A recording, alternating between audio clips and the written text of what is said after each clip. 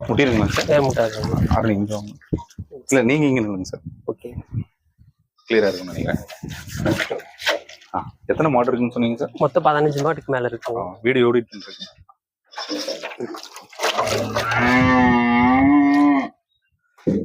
கீழேயே சிந்திருச்சு sir.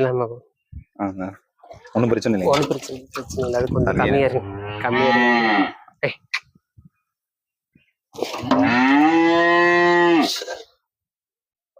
Video sorry, video on பண்ணிடுறேன். இன்னும் கொஞ்சம் க்ளோஸ் ஆகுங்க சார்.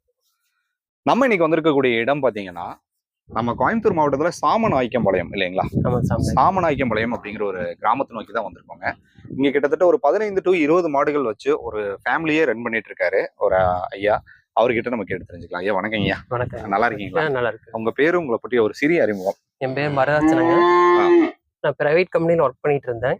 கம்பெனி க்ளோஸ் ஆயிடுச்சு, அதனால மார்க் பண்ண வச்சு நாங்கள் பார்த்துட்டோம். பிரைவேட் கம்பெனினா எந்த தனியார் நிறுவனத்துல பண்ணிட்டு? இந்தியா ட்ரிமிங்ஸ்னு சொல்லிட்டுங்க ஒரு கம்பெனி. அந்த கம்பெனி க்ளோஸ் பண்ணிட்டாங்க இப்போ, அதனால இப்போ வச்சு என்னவா பண்ணி புரிஞ்சீங்க?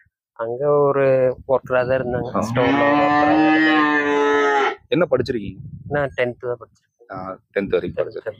சரி, அந்த ஒரு தொழில வந்து நீங்க இறுதியா நீங்க எவ்வளவு வருமானம் நீங்க ஈட்டிட்டு இருந்தீங்க? ஒரு 22,000 மாசம்.